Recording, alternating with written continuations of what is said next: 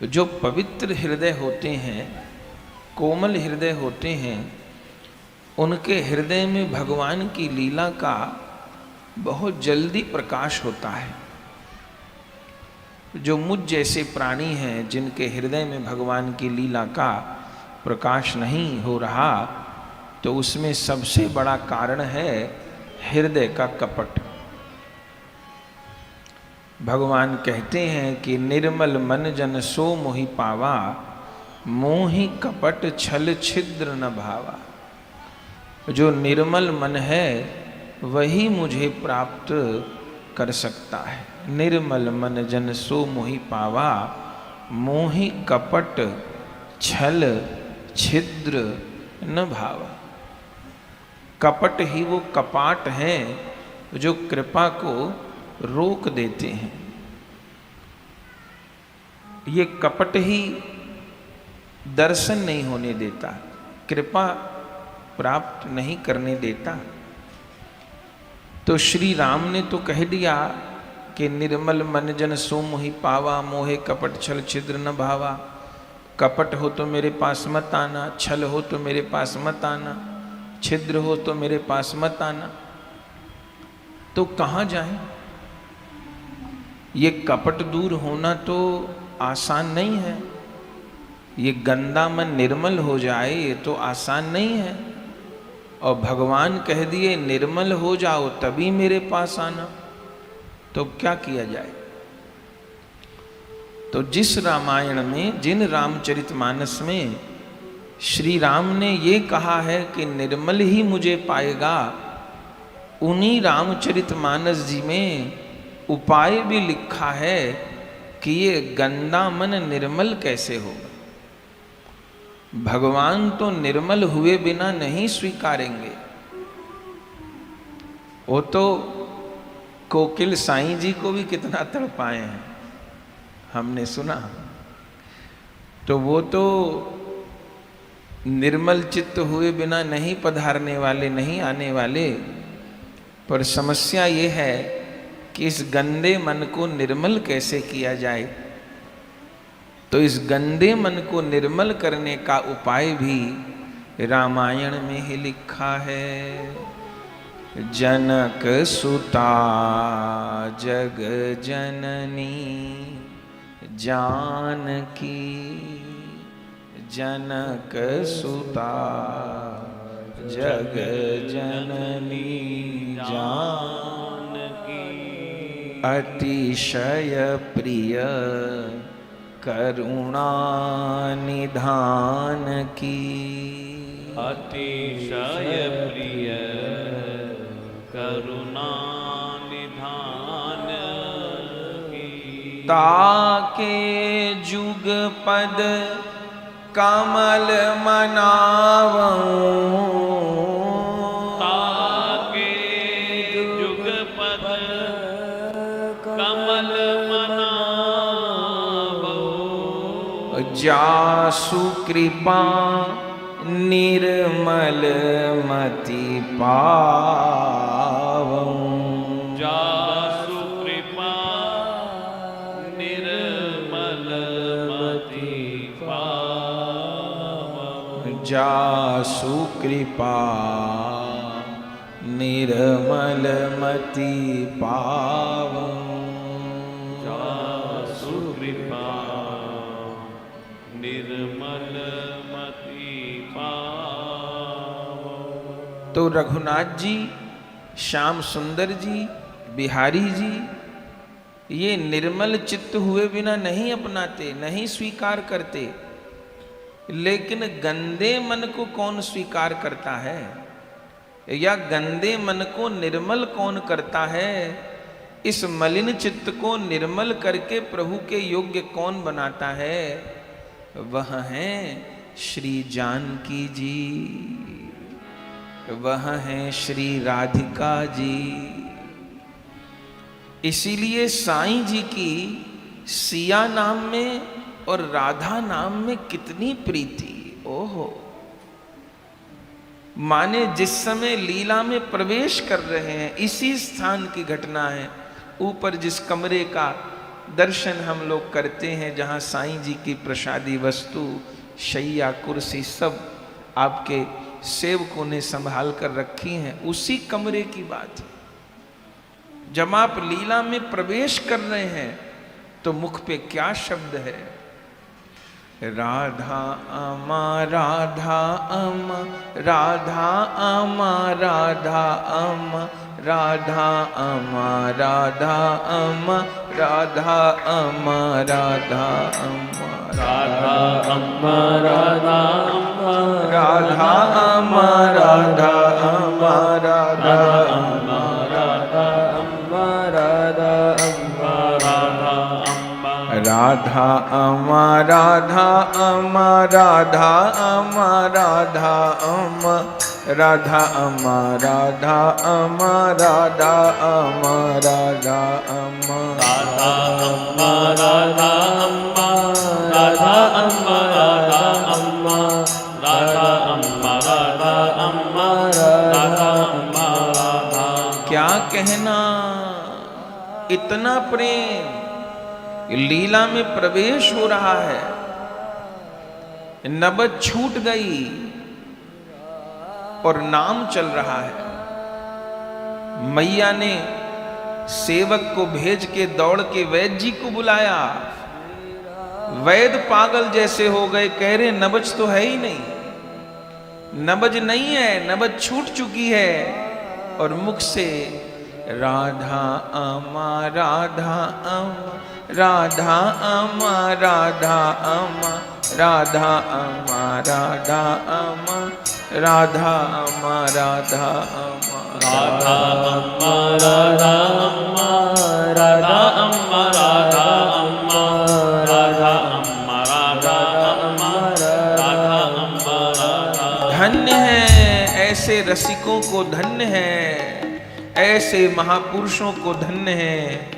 ये महापुरुष ही वृंदावन की शोभा है, यही राधा श्याम सुंदर के बगीचे के कमल हैं, यही राधा श्याम सुंदर का आभूषण है, यही सिया राम जी की पुष्प वाटिका के फूल हैं। क्या कहना। तो इतनी प्रीति सिया नाम में। साईं जी एक कथा सुनाते थे, कोई उनसे पूछता था कि सिया राम जी में अधिक दयालु कौन? तो वो एक प्रसंग सुनाते थे, कहते थे दोनों एक ही हैं। अच्छा, इसका अर्थ ये नहीं कि वो युगल में भेद करते थे, उनको सब पता था कि युगल सरकार एक ही है, लेकिन फिर भी कहते थे कि ज्यादा दयालु तो श्री जी ही हैं, श्री जी के बिना काम नहीं चलेगा।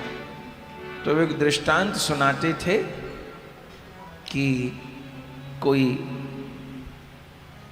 नदी में नहा रहा था कोई गरीब आदमी, सर्दी का समय था, तो उसको सर्दी लगी बहुत ज़्यादा, बूढ़ा शरीर था, तो इतना वो ठिठुर गया सर्दी में कि सी सी सी सी, जैसे आदमी जब ठंड लगती है तो सी सी शब्द बोलता है, तो बोले सी सी सी सी सी, ऐसा शब्द करके वो ठिठुर रहा था, और ठिठुरते ठिठुरते उसके प्राण ही निकल गए,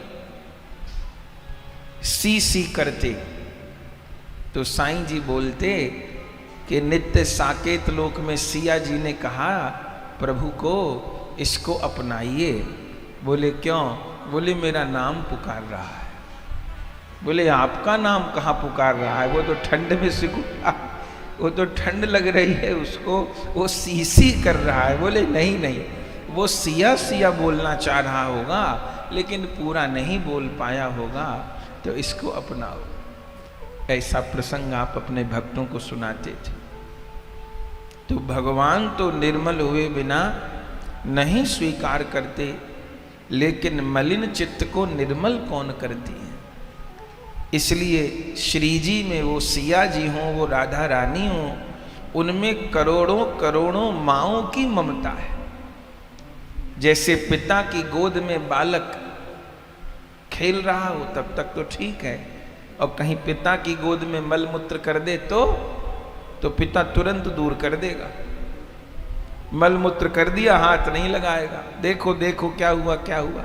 तो पिता तो गोद से उतार देगा, लेकिन माँ ने भले कितने महंगे कपड़े पहरे हों, भले उसको रिश्तेदारी में जाना हो, ब्याह में जाना हो, लेकिन अपने बच्चे को मल मूत्र में सना देखेगी, तुरंत गोद में भर लेगी, तुरंत उसको साफ करेगी, उसके मल मूत्र को साफ करेगी, उसको साफ कपड़ा पहराएगी, उसको इत्र लगा देगी, सुगंध लगा देगी। और फिर क्या होगा? फिर वो छोटा सा बालक जब आंगन में घूमेगा छम छम करते हुए, तो जिस पिता ने गोद से उतार दिया था, वो पिता भी ताली बजा बजा करके उस बालक को गोद में लेने के लिए आतुर हो जाएगा। तो भगवान तो निर्मल होने के बाद ग्रहण करते हैं, पर इस गंदे जीव को निर्मल तो सिया जी करती है, श्री जी करती है। ये जो गुरुदेव हैं, ये उन्हीं श्री जी की कृपा शक्ति है। साईं जी के रूप में सीता जी की करुणा ने अवतार ले लिया, साईं जी के रूप में सिया जी का विरह प्रकट हो गया, सिया जी का राम प्रेम प्रकट हो गया। तो कैसी प्रीति! लेकिन उन सिया जी की वो विरह वाली झांकी उनके हृदय में बस गई। और कल हम लोग सुन रहे थे कि उस विरह अवस्था में 1 दिन नहीं, 2 दिन नहीं, 4 दिन नहीं, 17 बरस बीत गए, पूरा बचपन बीत गया, युवा अवस्था बीतने को हो गई। उसी विरह में 1 दिन ऐसा नहीं बीता, 1 प्रहर ऐसा नहीं बीता जब साईं जी फूट फूट कर न रोए हों। ये किशोरी जी का सबसे बड़ा प्रसाद है, ये साईं जी के उत्सव का सबसे बड़ा प्रसाद है कि हमारी आंख में भी श्यामा श्याम के लिए आंसू आए, हमारी आंख में भी सिया राम जी के लिए आंसू आए। और आंख में आंसू कब आएगा? जब हृदय में प्रेम होगा। और हृदय में प्रेम कब आएगा? जब हृदय निर्मल होगा। और हृदय निर्मल कब होगा? ताके जुग पद कमल मनावऊं, जासु कृपा निर्मल मति पावऊं। मैं प्रिया जी के चरण कमलों को मनाऊं, मैं सिया जी के चरण कमलों को मनाऊं और उनसे निर्मल मति पाऊं। तो उसी भाव राज्य में साईं जी अवगाहन करते रहे और विरह ने उनके शरीर को व्याकुल कर दिया। माने अद्भुत चरित्र है साईं जी का, अद्भुत चरित्र है। वह निरंतर विलाप, और क्या भजन, क्या नाम पुकारना। और कहीं भी संत दर्शन को गए, पूजा किए, पाठ किए, जप किए, गुरु ग्रंथ साहिब जी का पाठ किए, सबसे क्या मांगना? अरे मेरी सिया जी का दुख दूर हो जाए, विदेह नंदिनी का दुख दूर हो जाए, वो राम जी से जल्दी मिल जाए। हाय मैं कौन सा व्रत करूं, हाय मैं कौन सा तप करूं, हाय मैं कौन सा तीर्थ करूं जिससे मेरी सिया जी का दुख दूर होए। भाई यही लालसा, यही पीड़ा उनको निरंतर होती रहती थी। और इसी में उन्होंने अनेक यात्राएं भी की। साईं जी की यात्रा का भी वर्णन है। साईं जी हरिद्वार गए हैं, साईं जी द्वारिका जी गए हैं, लेकिन वो कहीं भी जाएं वो गंगा स्नान कर रहे हैं। माने कितना विलक्षण महापुरुष का स्वरूप। हम संसारी लोग कहीं भी जाएंगे, संत स्थान पे जाएंगे, भगवान के दरबार जाएंगे, बिहारी जी जाएंगे, क्या मांगेंगे? सुख संपत्ति घर आवे, कष्ट मिटे तन का। यही दुनिया आरती गा के मांग रही है, सुख संपत्ति घर आवे, कष्ट मिटे तन का। लेकिन साईं जी गंगा जी जाएं, यमुना जी जाएं, द्वारिका जी जाएं, कहीं जाएं, क्या मांगे? मेरे सिया राम प्रसन्न रहे, मेरे सिया राम प्रसन्न रहे, सिया जी का दुख दूर हो जाए, वो कभी भी श्री राम से दूर न हो, वो दोनों मुस्कुराते रहें, वो दोनों प्रसन्न रहें, वो दोनों खेलते रहें। आह, कैसी निष्ठा, कैसा सखी भाव, कैसा प्रेम। 1000 बार सिर झुकाने को मन करता है, 1,00,000 बार सिर नीचा करने को मन करता है। इसी विरह पीड़ा में निरंतर इष्ट का सुख, जो कोई संगत आ रही है, अब वो तो गुरु भाव से आ रहे हैं, कोकिल साईं जी को गुरु मानते, उन सब से भी यही, बस यही आशीर्वाद दो, प्रिया प्रियतम खुश रहें, प्रिया प्रियतम प्रसन्न रहें। आपने द्वारिका जी की यात्रा की, किसी भक्त ने, संत ने आपको कहा कि द्वारिका जी में भगवान विराजते हैं और जो चाहो सो मनोरथ पूर्ण करते हैं। तो द्वारिका जी की यात्रा की आपने, सेवकों के साथ द्वारिका जी गए, द्वारिका जी पहुंचे, लेकिन भाव वही। द्वारिका जी आपने दर्शन किया हो तो द्वारिका जी का मंदिर है, और द्वारिका जी से 4-5 किलोमीटर दूर रुक्मणी जी का मंदिर है, समुद्र के किनारे, जहाँ विरह अवस्था में रुक्मणी जी रही थी। पूरी कथा नहीं सुना रहे। जब दुर्वासा जी चातुर्मास करने के लिए आए थे और लीला करनी थी, फिर उन्होंने रुक्मणी जी को कहा था कि आपको भगवान का 12 वर्ष का वियोग होगा। वो पूरी कथा है, द्वारिका लीला में उस कथा को कहते हैं। तब रुक्मणी जी ने भगवान का एक श्री विग्रह तैयार किया था, वही द्वारिका जी के मुख्य ठाकुर हैं, और समुद्र के किनारे रुक्मणी जी नहीं थी 12 वर्ष तक। फिर भगवान लीला अंतर ध्यान किए थे। अब स्वामी जी द्वारिका जी पहुंचे। अब हृदय में तो वो उनको विरह ही हर समय हुआ रहता था। अब द्वारिका जी पहुंचे तो द्वारिका जी कहाँ रहे? भेड़ द्वारिका नहीं रहे। आप चरित्र देखिए, भेड़ द्वारिका नहीं रहे, गोमती द्वारिका नहीं रहे, वहां रुक्मणी जी के मंदिर में जाके रहे। क्या उनके लिए रुक्मणी जी में, सिया जी में कोई भेद नहीं? रुक्मणी जी के मंदिर में रहे और वहां उनको रुक्मणी जी का विरह व्याप गया। कैसे रुक्मणी जी भगवान के विरह में यहां पर रहीं, और अब वही मंदिर में रहते। आप द्वारिकाधीश तो एक दिन दर्शन करने गए, रुक्मणी जी के मंदिर में रहते और रात दिन द्वारिकाधीश को प्रार्थना करते, हे द्वारिकाधीश जी, रुक्मणी जी यहाँ बहुत दुख पा रही हैं। आपने दुर्वासा जी के कहने पर उनको यहाँ समुद्र के किनारे क्यों छोड़ दिया? ये 12 वर्ष कब पूरे होंगे? श्री कृष्ण रुक्मणी गर्भैया देकर के सिंहासन पर कब विराजमान होंगे? ऐसा श्री रुक्मणी जी से प्रार्थना करते। तब उनको रुक्मणी जी का दर्शन हुआ, स्वामी जी को द्वारिका जी में साक्षात।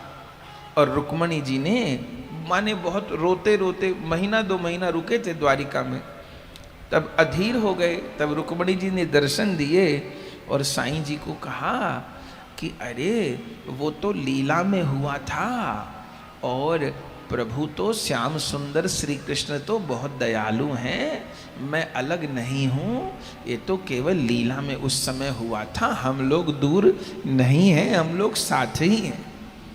तब मन को चैन पड़ा। और तू मेरे से वर मांग, कोकिल साईं जी को कहा। तो रुक्मणी जी से क्या वर मांग रहे हैं? बस वर तो उनको यही मांगना था कि बस मेरी सिया अम्मा का दुख दूर हो जाए, मैं सिया जी के आंख में आंसू नहीं देख सकूं, बस प्रभु उनको लेने आ जाएं वाल्मीकि जी के आश्रम में, और दोनों सुखपूर्वक प्रमोद मन में विहार करें, मैं सेवा करूं, बस मुझे यही चाहिए। तो उस समय रुक्मणी जी ने कहा ऐसा ही होगा। तो ध्यान में बैठे थे साईं जी, चरित्र में वर्णन है, जब उन्होंने ये कहा कि सिया जी का दुख दूर हो जाए, सिया राम जी मिल जाएं, इतनी देर में कोई दिव्य ब्राह्मण साईं जी के पास आए और क्या बोले, आपकी अभिलाषा पूर्ण होगी। प्रगट में उस ब्राह्मण ने आकर के साईं जी को कहा। ये अनुभव हुआ।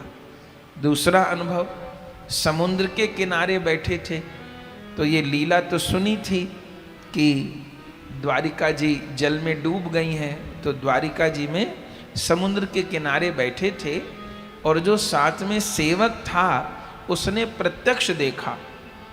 देर रात तक आप बैठे रहे और कोई रात को 12-1 बजे समुद्र के बीच में प्रकाश होता दिखाई दिया और स्वामी जी, वो सेवक तो तट पे ही रह गया और स्वामी जी समुद्र के भीतर जाने लग गए और समुद्र के भीतर चलते चलते कोई 100 फुट पैदल समुद्र पे चलते चलते अंदर चले गए समुद्र के।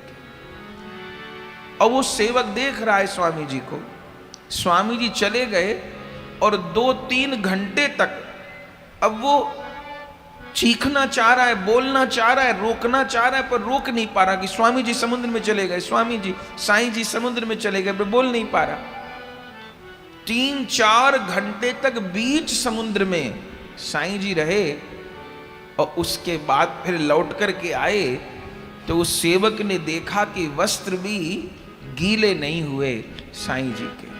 2-3 घंटे तक समुद्र के बीच में खड़े रहे और उस समय क्या दर्शन उन्होंने किया, उन्होंने उस समय दिव्य द्वारिका का दर्शन किया। तो द्वारिका जी की यात्रा की, हरिद्वार की यात्रा की, नैमिषारण्य की यात्रा करी, कितने कितने स्थानों की यात्रा करी, पर जिस तीर्थ में जाएं, स्नान करें, नियम करें, व्रत करें और क्या मांगे, बस यही मांगे कि मेरी सिया अम्मा, मेरी सिया जी प्रसन्न रहें। और करते करते फिर हमने सुना था, ये सब चर्चा कल करने से रह गई थी इसलिए कर रहे हैं। फिर हमने कल सुना कि तब गुरुदेव का आपको दर्शन हुआ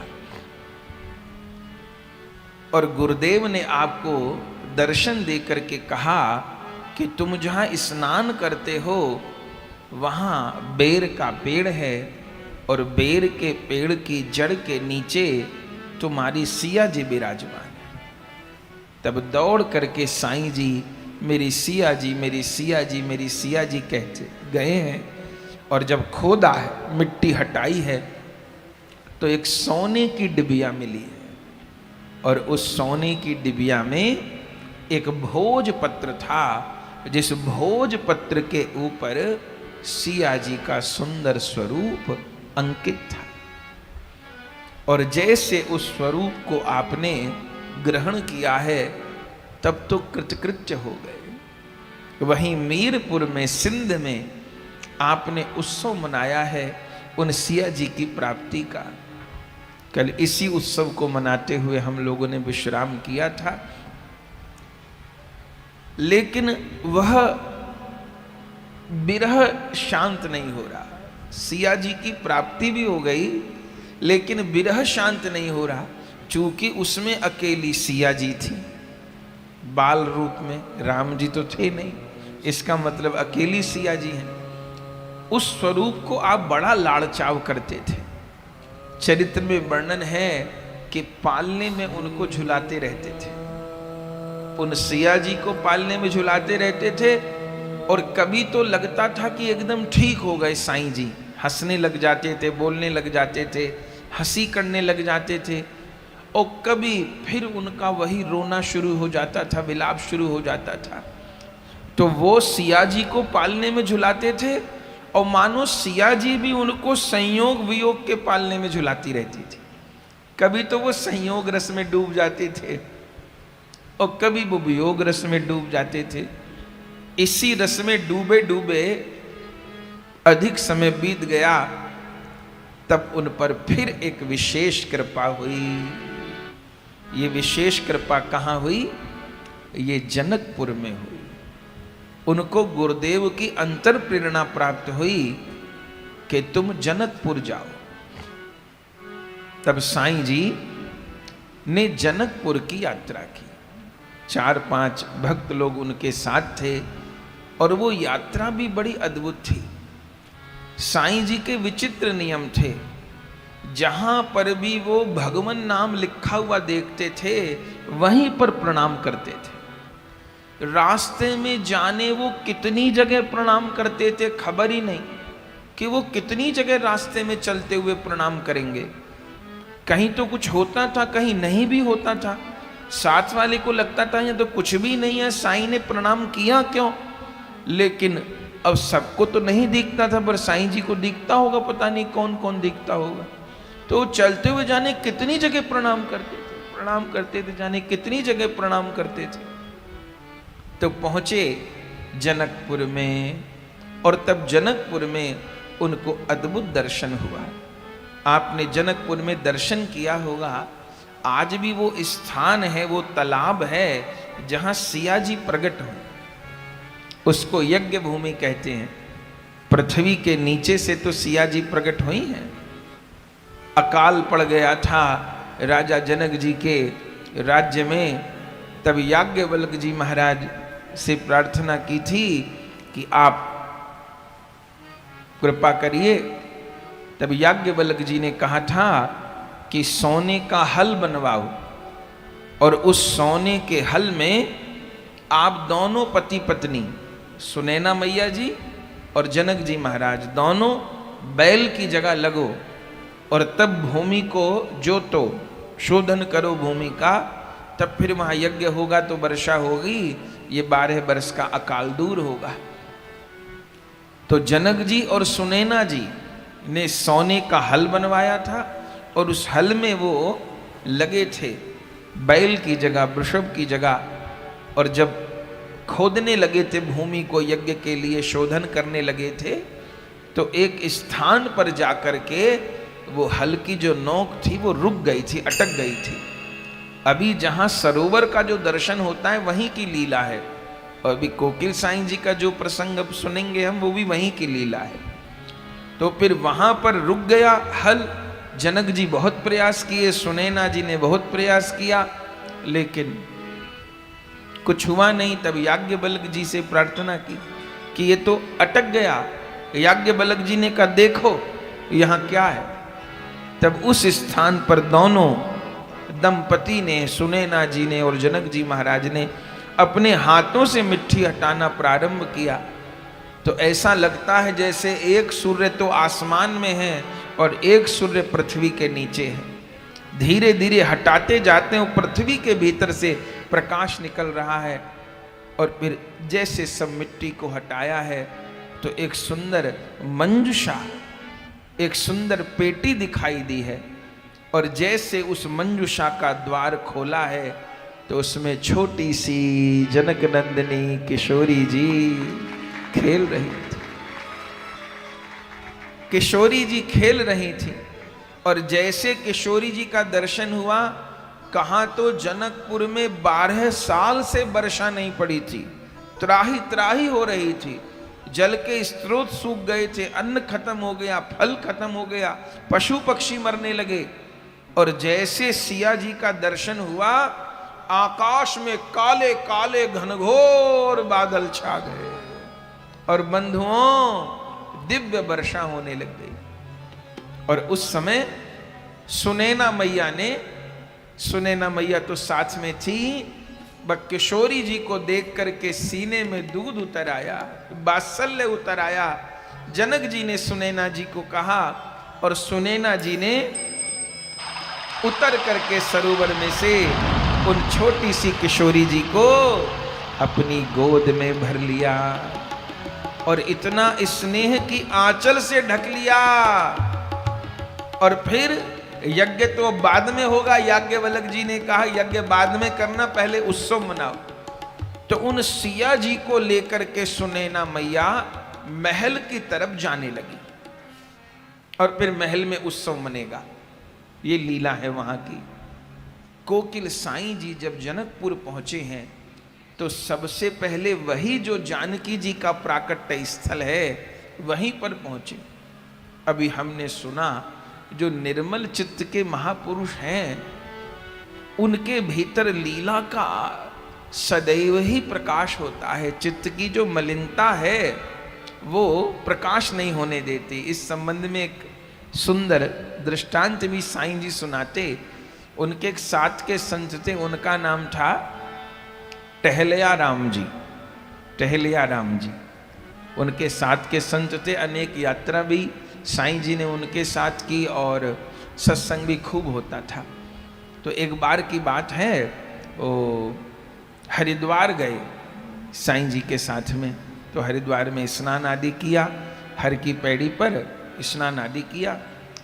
तो साईं जी से क्या बोले वो टहलिया राम जी कि साईं जी ऐसा लिखा है ग्रंथों में कि तीर्थों में कोई आए तो कुछ छोड़ना चाहिए, तो हम लोग कुछ छोड़ें।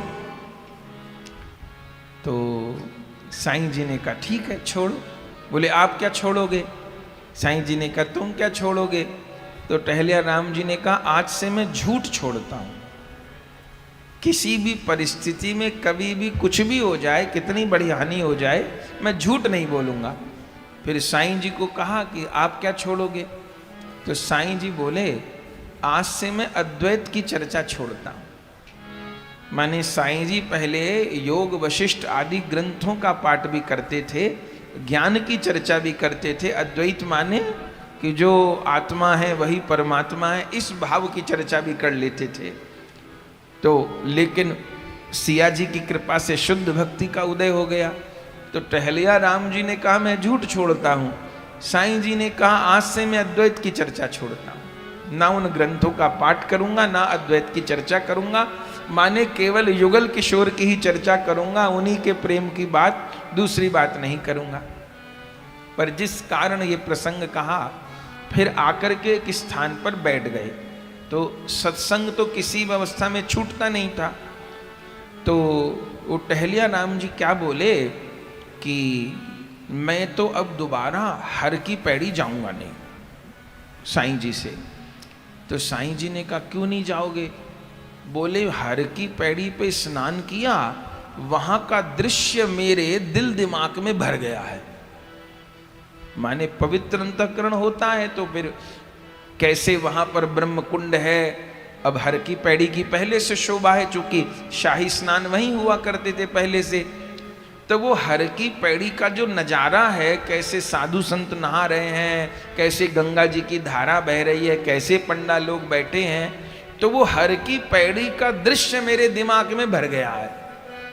तो अब मैं भगवान का ध्यान करता हूं नेत्र बंद करके, तो मुझे वो हर की पैड़ी दिखाई देती है। तो मैं तो जाऊंगा नहीं हर की पैड़ी। तो इस समय जो बात कही साईं जी ने, वो अपने बड़े काम की है। साईं जी ने कहा देखो टहलिया राम जी, साधु का हृदय पवित्र होता है और पवित्र हृदय पारदर्शी होता है।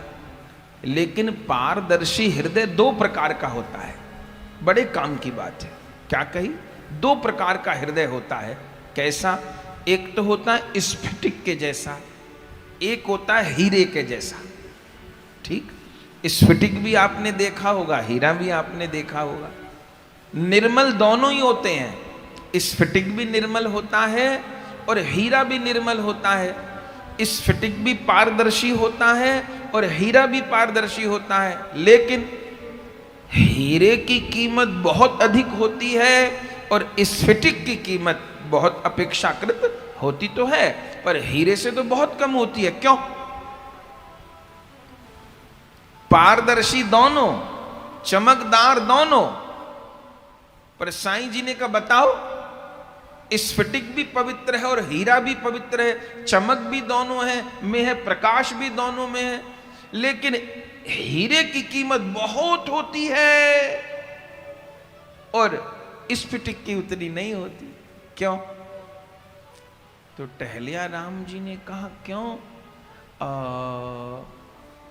इसलिए कि स्फटिक में बाहर का प्रतिबिंब अंदर पड़ जाता है।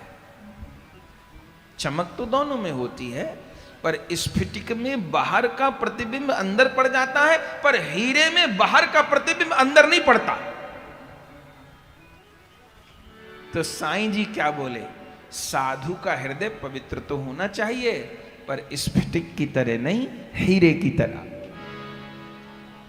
कहीं भी चला जाए तो बाहर की छवि भीतर न पड़े, हाँ भीतर वाली छवि बाहर पड़े, बाहर वाली छवि भीतर ना आ जाए। नहीं तो हम जहां जाएंगे वहीं की छवियां भीतर बढ़ती चली जाएंगी। कथा भी सुन के रो लेंगे और सीरियल और पिक्चर देख के भी रो लेंगे ना। ये आंसू तो सिया राम के लिए ही आए, ये आंसू तो श्याम ही श्याम के लिए आए, और किसी के लिए मेरे आंसू नहीं है। तो बोले स्फटिक मणि की कीमत कम क्यों है हीरे से? चूंकि उसमें बाहर की वस्तु की झलक भीतर पड़ती है, पर हीरे के अंदर किसी वस्तु की झलक नहीं पड़ती। हीरा अपनी रोशनी बाहर देता है। तो साधु का हृदय हीरे की तरह हो, बाहर के संसार की झलक भीतर न आए, भीतर वाले प्यारे प्यारी की झलक सब में दिखाई पड़े। तो जो निर्मल हृदय होता है उसकी ये स्थिति है। तो स्वामी जी पहुंचे हैं जनकपुरी में, और सबसे पहले उसी स्थान का आपने दर्शन किया जहां सिया जी का प्राकट्य हुआ था। और जैसे उस स्थान पर पहुंचे बंधुओं, तो उसी लीला का अनुभव होने लग गया। कैसे? ये साईं जी के जीवन की सबसे अमूल्य घटना है, ये जनकपुर में घटी है। सरोवर के तट पे खड़े हैं, उनकी तो बैठते ही समाधि लगती थी, बस बैठे हैं। और होता क्या था, जिस तीर्थ पे गए हैं वहीं की लीला उनके भीतर रील की तरह चलने लग जाएगी। दर्शन हम आप सब भी कर रहे हैं, दर्शन उन्होंने भी किया। बस जैसे पहुंचे जनकपुर में उस स्थान पर, सिया जी के प्राकट्य स्थल पर, बस नेत्र बंद हो गए। और क्या देख रहे हैं कि कैसे उस यज्ञ भूमि से सिया जी प्रकट हुई, और कैसे जनक जी ने उस हल को रोका, बुलाया सुनैना मैया को, और सुनैना मैया गोद में श्री जी को लेकर के अब महल की ओर जा रही हैं। किसी सखी ने छत्र लिया है, किसी ने बीजना लिया है, किसी ने चंवर लिया है, कोई रास्ते में फूल बिछा रही है, कोई जय जयकार कर रही है। और उस समय कोकिल साईं जी ने भी अपने को वहीं पर देखा। गुरुदेव ने कहा था, अविनाश चंद्र जी महाराज ने, कल हमने सुना था कि आप इसी भाव को धारण करो और उन्हीं सिया जी की सेवा करो। तो सिया जी के स्वरूप का तो अनुभव हो गया। अभी हमने सुना था कि बेर के पेड़ के नीचे सिया जी का स्वरूप प्राप्त हो गया। लेकिन दो बात है इस प्रेम वाले मार्ग में, प्रिया प्रियतम का भी अनुभव होए और अपने स्वरूप का भी अनुभव हो। अब कोकिल साईं जी को अपने स्वरूप का अनुभव हो रहा है। कल महंत जी ने ऊपर दर्शन कराया तो बड़ी सुंदर छवि, सिया जी का दर्शन हो रहा है, और सिया जी से कुछ दूरी पर आपका सेवा में नाम क्या है? गरीबी श्री खंडी दासी, ये आपका नाम है सेवा में। तो आप सीता सहचरी जी के रूप से सितार लेकर के खड़ी हैं और सिया जी को गान श्रवण करवा रहे। तो वहां पर उसी लीला का अनुभव हुआ। माने सुनैना मैया छोटी सी श्री जी को गोद में लेके महल में जा रही हैं, जय जयकार हो रही है, फूल बरसाए जा रहे हैं, छत्र चमर राज राजेश्वरी की जय, विधेयराज नंदिनी की जगह जानकी जी की जय, सुनैना कुमारी की जय। और वहीं पर कोकिल साईं जी ने अपने को भी पाया। माने श्री जी का भी दर्शन हो रहा है और अपने स्वरूप का भी दर्शन हो रहा है, मैं भी वहीं खड़ी हूं। और मन में क्या इच्छा हो रही है कि सुनैना मैया एक बार मुझको भी श्री जी का दर्शन करा दे। लेकिन सुनैना मैया ने तो पूरे आंचल से श्री जी को ढका हुआ है, छोटी सी लाली सोने की पुतली के जैसी, कहीं की नजर न लग जाए, एकदम आंचल से ढका हुआ है। बहुत बार इशारा भी किया कोकिल साईं जी ने सखी रूप से, सीता सहचरी रूप से, लेकिन सुनैना मैया ने देखा ही नहीं। एक तो इतनी सखियां थी और इतनी भीड़ भाड़ थी, कैसे किसी को लाली दिखा दें। और सुनैना मैया कोई सामान्य महिला तो है नहीं, वो तो राजमाता है। तो आप खड़े हैं सखी स्वरूप से, अपना भी अनुभव हो रहा है, सुनैना मैया का भी हो रहा है, जनक जी का, तो कैसे करूं। तो उस समय आपने पद गाना प्रारंभ किया। सुनैना मैया श्री जी को लेकर के जा रही हैं, सीता सहचरी जी के रूप में कोकिल साईं जी विराजमान हैं और गा रहे हैं उस छवि को। उनका तो सिंधी का भाव है, श्री साईं जी का हमने उसी को हिंदी में प्रयास किया है। तो साईं जी दर्शन कर रहे हैं और गा रहे हैं, सुनैना मैया सिया जू को गोद खिलाए। सुनैना मैया सिया जी को गोद खिलाए। सुनैना मैया सिया जी को गोद खिलाए। सुनैना मैया सिया जी को गोद खिलाए। बार बार मुख चूम लेत है, बार बार मुख चूम लेत है। बार बार मुख चूम लेत है। बार बार मुख चूम लेत है। भूली नाये समाये सुनैना मैया, भूली नाये समाये सुनैना मैया सिया जू को गोद खिलाए। सुनैना मैया सिया जो को गोद खिलाए। भरी भरी अंक लाडली जान की, भरी भरी अंग लाडली जानकी।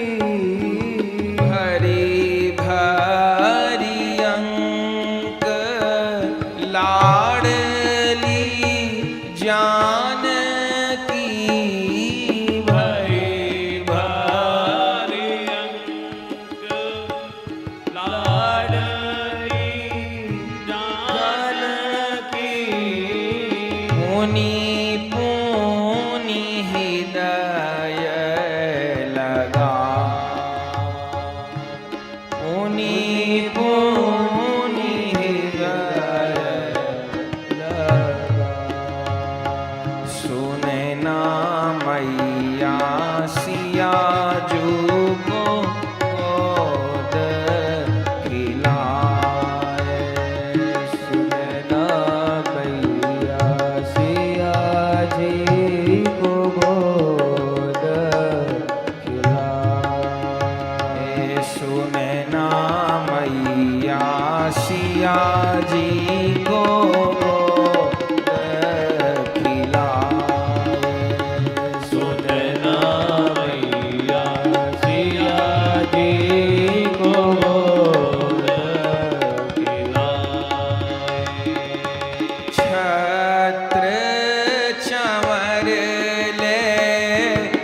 सखियां सोहत छत्र चमर ले सखियां सोहत छत्र चमर ले सखियां सोहत छत्र चमर ले सखियां सोहत कोई सुमन बरसाए कोई सुमन बरसाए सुने नारानी सिया जी को गोद खिलाए सुने सिया जी को गोद खिलाए सुने नारानी सिया जी को गोद खिलाए सुने नारानी सिया जी को गोद खिलाए को करे चमर को करे बिजना को करे चमर को करे बिजना को करे चमर को करे बिजना को करे चमर को करे बिजना मोरे छल को धुराए छल को सुने नारानी सिया जू को गोद खिलाए सुने नारानी सिया जी को गोद खिलाए सुने नारानी सिया जी को गोद खिलाए सुने नारानी सिया जी को गोद खिलाए कोकिल साईं दरस हित तरपत को कोकिल साईं दरस हित तरपत कोकिल साईं दरस हित तरपत को कोकिल साईं दरस हित तरपत लाली नेक दिखाए लाली नेक दिखाए सुने नारानी सिया जू को गोद खिलाए सुने नारानी सिया जी को गोद खिलाए राजा जनक तब आज्ञा दई है राजा जनक तब आज्ञा दई है राजा जनक तब आज्ञा दई है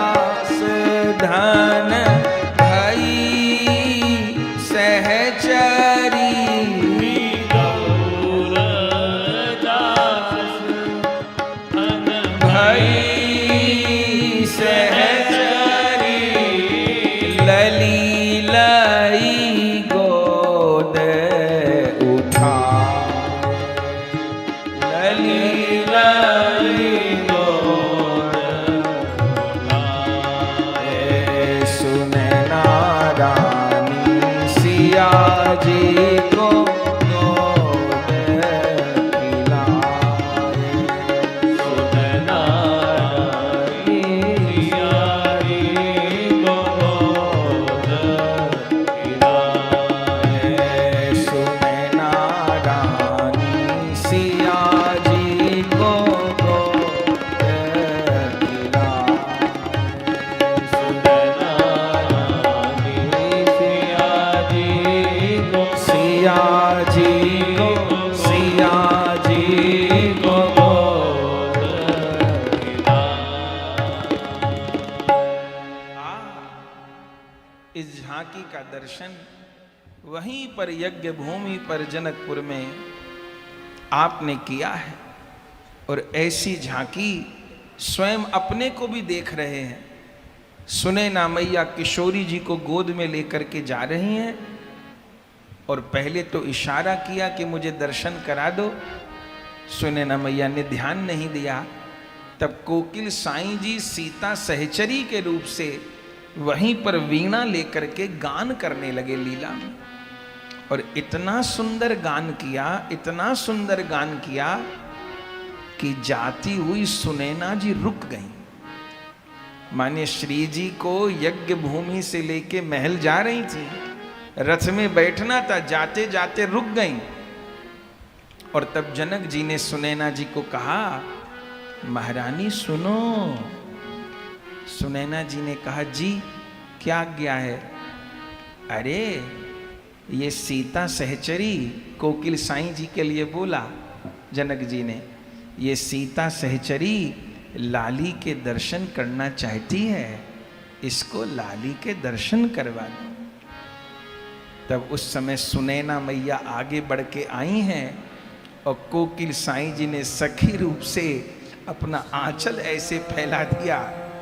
तब सुनैना मैया ने छोटी सी किशोरी जी को कोकिल साईं जी की गोद में प्रदान कर दिया।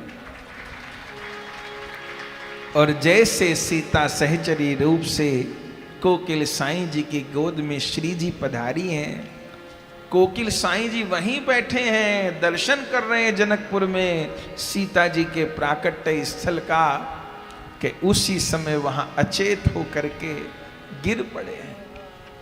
भक्त लोग आपको संभाल रहे हैं और जैसे मणि प्राप्त हो गई हो। माने पहले गुरुदेव का स्वप्न होना, फिर मीरपुर में वो सीता जी का अंकित स्वरूप प्राप्त होना, और फिर जनकपुर में प्रत्यक्ष रूप में सिया जी का गोद में आना, लीला की पुष्टि